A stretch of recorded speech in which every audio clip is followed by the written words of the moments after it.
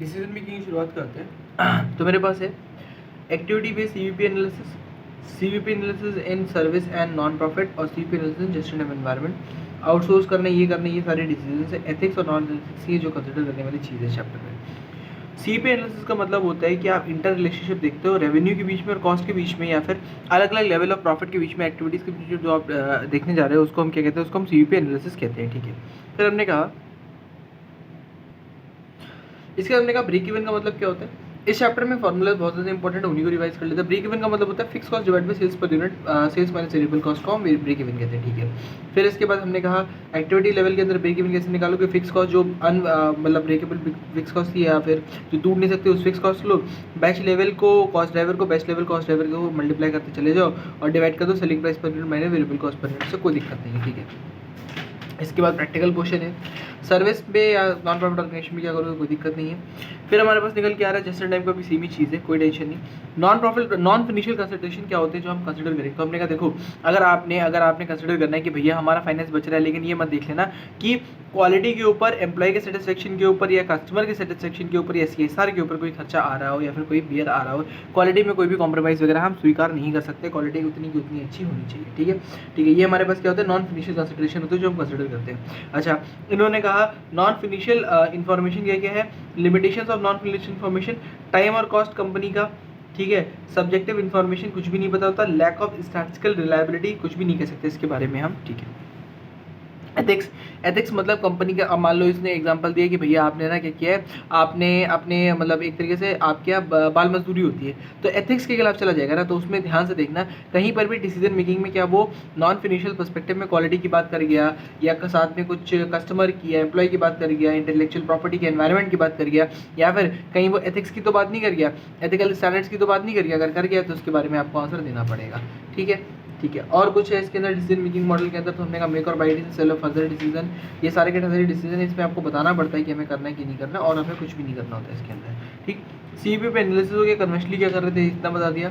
फिर इसने कहा नॉन फिनिशियल इन्फॉर्मेशन कौन कौन सी होती है, क्वालिटी होती है, एम्प्लॉय सेटिस्फेक्शन होता है, कस्टमर सेटिस्फेक्शन होता है, CSR होता है, एनवायरमेंटल फैक्टर्स होते हैं, ये सारे होते हैं। एथिक्स की बात करी, एथिक्स हम क्या कहते हैं उसमें कहा, फिर एप्लीकेशन बता दिए कि कहाँ कहाँ पर लगने वाला है आपका, बस।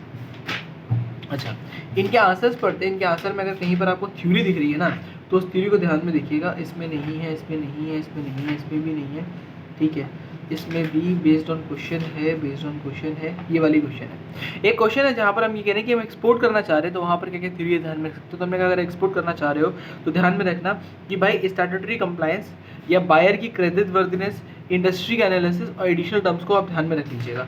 बाकी यहाँ पर कुछ भी नहीं है ऐसा इस चैप्टर में, सिंपल है ये। तो इसके अंदर भी चैप्टर नंबर ये 8 है शायद, हाँ चैप्टर नंबर 8 है जो ट्रांसफर प्राइसिंग की बात करता है। ट्रांसफर प्राइसिंग का मतलब होता है कि आप ट्रांसफर कर रहे हो, एक डिवीजन से दूसरे डिवीजन में ट्रांसफर करते हो, उसको हम ट्रांसफर प्राइसिंग कहते हैं। इन्होंने कहा अलग अलग मेथड्स अवेलेबल है, मार्केट के बेस पे कर देना, प्रॉफिट के बेस पे कर देना, कॉस्ट के बेस पे कर देना, कॉस्ट में marginal cost, standard cost, full cost, cost plus markup पे कर देना, नेगोशिएशन बेस पे कर देना।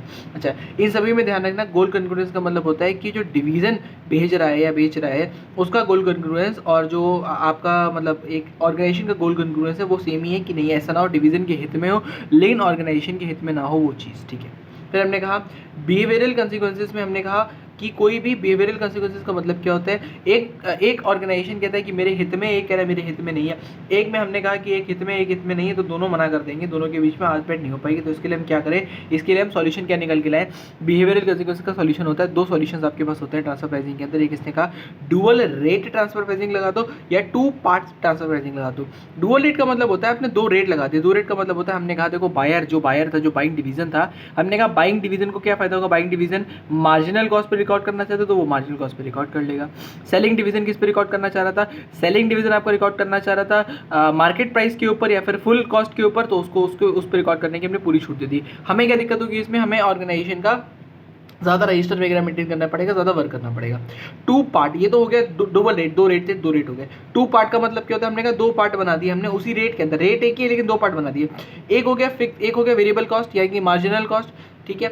और दूसरा हमने उसके अंदर इंट्रोड्यूस कर दिया कि मार्जिनल कॉस्ट के साथ साथ आपका जो मार्जिनल कॉस्ट के साथ साथ हम एक चार्जअप लगा दे रहे हैं, या फिर हम उसको कहते हैं कि एक छोटा सा अमाउंट है जो उसमें रिकवर किया जाएगा, जिसको हम बोलते हैं एक लमसम चार्ज उसके अंदर हमने लगा दिया। बस इतना ही है आपके पास। और कोई थ्योरी है? अच्छा, कहाँ ये यूज़ हो सकता है ट्रांसफर प्राइसिंग? तो हमने कहा ट्रांसफर प्राइसिंग हमारा परफॉर्मेंस को इवैल्यूएट करने के लिए, एम्प्लॉय के एंगेजमेंट के लिए, रिसोर्स को एलोकेट करने के लिए और टैक्सेशन वगैरह के लिए इस्तेमाल हो सकता है। ये हमारे पास यूटिलिटी होती है ट्रांसफर प्राइस की। काहे के लिए? दोबारा परफॉर्मेंस को इवैल्यूएट करने के लिए, एम्प्लॉय को एंगेज करने के लिए, क्योंकि ट्रांसफर प्राइस एम्प्लॉय को एंगेज करने के लिए या एम्प्लॉयज़ का कंपनसेशन के लिए कि भैया अगर आपका ट्रांसफर प्राइस कम निकल के आया तो आपको फायदा देंगे, ऐसे करके कुछ रिसोर्स को प्रॉपर्ली एलोकेट करने के लिए और टैक्सेशन और प्रॉफिट के रेमिटेंस के लिए इस्तेमाल कर सकते हैं। ठीक है। मेथड क्या होता है? मार्केट के बेस पे बेचा। ठीक है। अब हम हर मेथड का एक प्रॉफिट या एडवांटेज या डिसएडवांटेज भी देख लेते हैं। अगर हमने मार्केट के बेस पे बेचा, यानी कि मार्केट पे बेचा, तो प्रॉफिट किसको होगा? तो हमने कहा था कि एडवांटेज क्या है? अनबायस्ड होने वाला है, मैनिपुलेट नहीं हो सकता। लेकिन क्या दिक्कत आएगी? एक तो मार्केट आपका ऊपर नीचे होता रहता है ना, तो वो दिक्कत आएगी। ठीक है। अच्छा, फिर हमने कहा कॉस्ट बेस कर दो। कॉस्ट बेस करोगे इन्फॉर्मेशन आसानी से अवेलेबल है, लेकिन कॉस्ट बेस भी सब्जेक्टिव होता है। कैसे? मार्जिनल कॉस्ट लेना है, फुल कॉस्ट लेना है, स्टैंडर्ड लेना है कि कॉस्ट प्लस मार्कअप लेना है। इन्होंने कहा मार्जिनल कॉस्ट ले लो। फायदा किसके लिए? बाइंग डिवीजन के लिए। क्यों? क्योंकि वो इस पे, तो उसने कहा used when supply division has access capacity. Access capacity का मतलब है कि हमें कोई भी कंट्रीब्यूशन वैसे ही नहीं मिल रहा है, तो अगर आपको सप्लाई कर दें कम से कम फिक्स कॉस्ट तो रिकवर हो पाएगी, तो हम यहाँ पर इसका एडवांटेज है। डिसएडवांटेज क्या? कोई फिक्स कॉस्ट या मार्कअप अलाउड ही नहीं है इसके अंदर।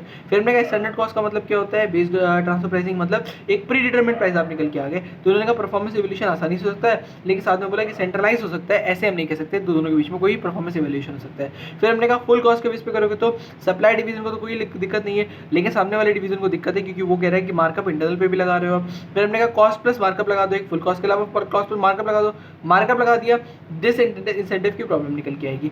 शेयर प्रॉफिट बेस अगर हम लगाना चाहते हैं तो ईजी है वैसे, लेकिन दिक्कत कहाँ आती है कि शेयर प्रॉफिट आप कैसे एलोकेट करोगे। तो उन्होंने कहा कि हमारे पास दो चीज़ें निकल के आती है, एक निकल के आता है मिनिमम ट्रांसफर प्राइस, एक निकल के आता है maximum transfer price. Minimum transfer price जो सप्लायर डिवीजन होता है वो चार्ज करता है। सप्लाई डिवीजन कहते हैं मिनिमम कितना चार्ज करेंगे? एक तो वेरिएबल कॉस्ट दे देना। वेरिएबल कॉस्ट कब दे देना? हमने कहा देखो अगर माल बाहर नहीं बिक रहा होगा, एक्सेस कैपेसिटी है मेरे पास, तो आप कम से कम वेरिएबल कॉस्ट लेके चले जाना। ठीक है। हमने कहा नहीं, माल बाहर बिक रहा था, आपको चाहिए तो वेरिएबल कॉस्ट के साथ साथ मेरा कंट्रीब्यूशन भी दो, तो वहां पर हम कहेंगे वेरिएबल कॉस्ट प्लस कंट्रीब्यूशन या अपॉर्चुनिटी कॉस्ट पर यूनिट मेरा मिनिमम कॉस्ट होना चाहिए। मैक्सिमम क्या प्राइस होना चाहिए? मैक्सिमम के लिए उसने बोला कि मैक्सिमम प्राइस कौन चार्ज करेगा? मैक्सिमम प्राइस कौन देने के लिए तैयार है? Buyer division. बायर कहते हैं जितना हम मार्केट से ला सकते हैं उतना हम पे कर देंगे, या फिर जितना हम कमा सकते हैं। मतलब हमने कहा कि एक यूनिट जो हम बनाते हैं, एक यूनिट जो हम बनाते हैं उस पर हम 100 रुपये कमाते हैं, और आपके वाले प्रोडक्ट को अगर खर्चे को हटा दें तो मेरा 50 रुपये का खर्चा होता है, तो मैक्सिमम आपको 50 रुपये पे कर सकते हैं। ठीक है। तो हमने कहा कि मार्जिनल रेवेन्यू उसका ले लो, या फिर जितने से मार्केट में खरीद के लाते वो ले लो, जो भी हायर है वो आपका मैक्सिमम प्राइस निकल के आ जाएगा। ठीक है। अब अगर कहीं पर भी कोई दिक्कत आती है, कॉन्फ्लिक्ट आता है, तो डुअल रेट ट्रांसफर प्राइसिंग का मतलब होता है दो रेट। बायर डिवीजन कहते हैं कि हम किस पे रिकॉर्ड करेंगे? बायर डिवीजन कहते हैं कि हम रिकॉर्ड किस पे करेंगे? बायर डिवीजन का मार्जिनल कॉस्ट पे रिकॉर्ड करेंगे। सप्लायर कह रहे नहीं, हम तो मार्केट के बेस पे रिकॉर्ड करेंगे, तो वो डुअल रेट ट्रांसफर प्राइसिंग होता है। और टू पार्ट ट्रांसफर प्राइसिंग का मतलब होता है दो पार्ट इसके अंदर निकल के आते हैं। पहला पार्ट क्या होता है? पहला पार्ट आपका होता है एक वेरिएबल कॉस्ट का, दूसरा होता है लमसम चार्ज का। लमसम अमाउंट इसके अंदर निकल के आता है। ठीक है। इतना ही है ट्रांसफर प्राइसिंग के अंदर। ट्रांसफर प्राइसिंग में इतना ही है। यूटिलिटी कहाँ का इस्तेमाल हो सकता है वो यहाँ पर है, पीछे होगा तो उसको भी पढ़ लेंगे एक बार।